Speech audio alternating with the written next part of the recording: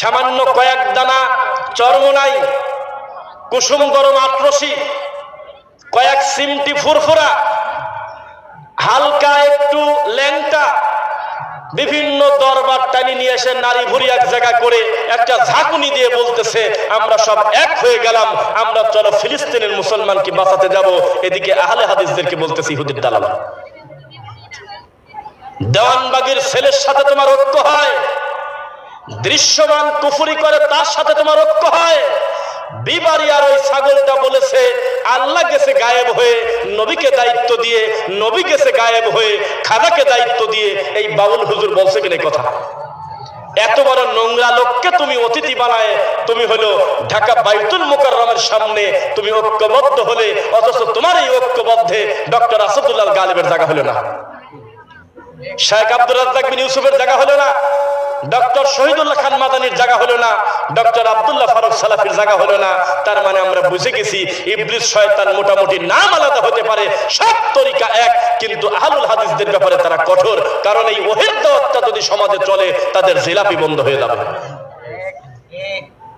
আপনারা ঘরের সাথে কর হুজুর এ দুনিয়ার মাটির উপর বসে জান্নাতের ঘ্রাণ পায়, আর তার ডান পাশে চর্ম রোগী বসে জর্দা খাচ্ছে, হাকিমপুরের ঘ্রাণ পাইল না, পাইলই না। কথাই বুঝলাম না কিরে, এই দুনিয়া থেকে ওই জগতের জান্নাতের ঘ্রাণ কি সম্ভব হবে? ওয়ালা আইনুন রাআত ওয়ালা উযুনুন সামিআত ওয়ালা খাতারা আলা কলবি বাশার। দুনিয়ার কান কোনোদিন শোনে নাই, চোখ কোনোদিন দেখে নাই, অন্তর কোনোদিন কল্পনা করতে পারে নাই আমি রাখছিটা কিসে জায়গা।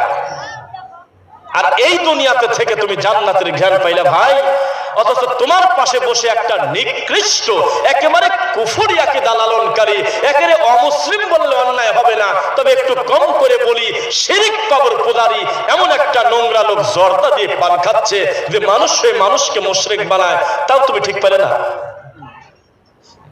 বোঝা কি যাচ্ছে?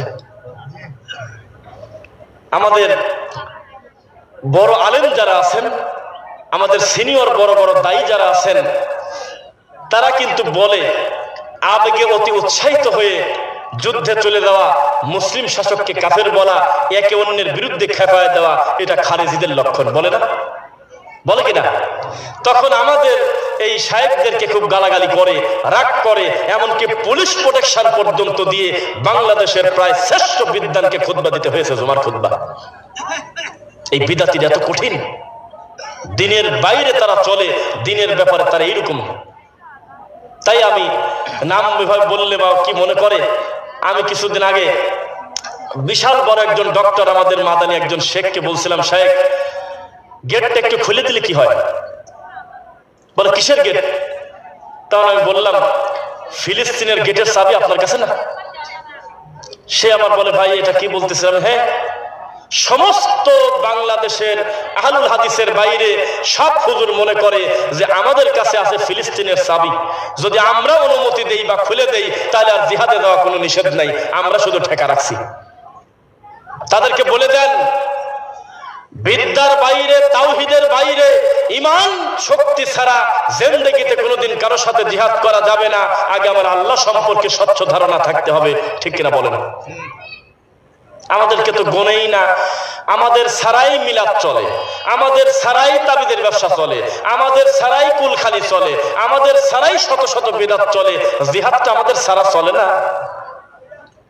এই কয়েক কোটি আহলে হাদিসকে রেখে চলে যাও, দেওয়ানবাগীর ছেলেকে নিয়ে রওনা দাও, নিয়ে যাও তুমি তোমার কবর পূজারী হুজুরকে নিয়ে তুমি যুদ্ধ করে আসো, শুধুমাত্র আহলে হাদিসদেরকে রেখে গেলে তোমার অসুবিধা কি?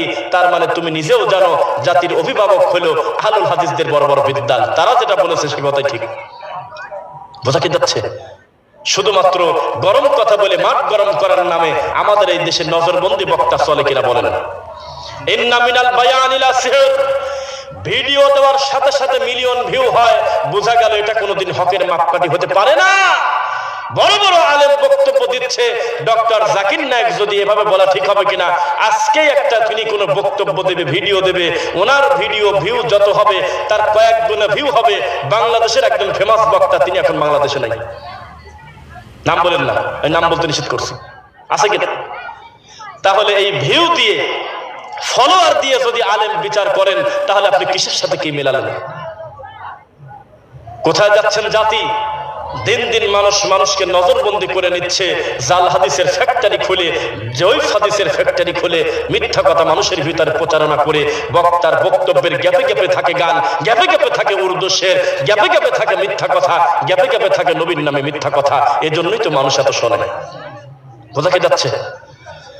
আমরা অনেক লম্বা কথা আমরা আর বলবো না, আমাদের অলরেডি 11:40 বাজে, দায়িত্বশীলরা চেয়েছে 12টার ভিতরে শেষ করার। তবে এই মুহূর্তে আমার একটা লোভ হচ্ছে মনের ভিতরে, এটা ভালোবাসার বিষয়। সেটা হলো, আমাকে কেউ 1 মিনিটের জন্য বলে নাই যে আপনি 2টা টাকা তুলে দেন।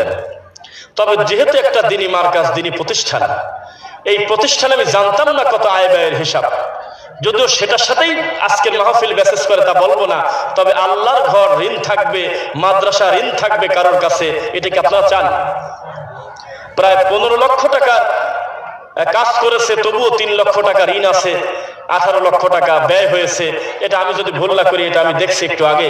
তা আমার মনে হচ্ছে শেষের দিকে আমাদের ভাইয়েরা যদি একটু কিছু শরীক থাকতেন, তাহলে আমার মাধ্যমে আল্লাহ যেটাই এখানে কবুল করতেন, একটা নেকের অংশ হয়তো আমিও পেতাম। বোঝা যাচ্ছে? এরপরে বক্তা শ্রোতা সবাই আমরা একসঙ্গে দোয়া পড়ে তারপরে বাড়িতে যাবো, মনে থাকবে ইনশাআল্লাহ। আপনি আজকে বক্তব্য শেষে লেবের ভিতরে ঢুকবেন, আমি যাব 235 কিলো, তাহলে টেনশন আপনার থেকে বেশি না কম আমার? এই জন্য তাড়াহুড়া না দেখিয়ে একটু বসে থেকে আমরা আশা করবো ইনশাআল্লাহ দিনী প্রতিষ্ঠানের জন্য কিছু সাদাকা করে তারপরে যাবেন ইনশাআল্লাহ।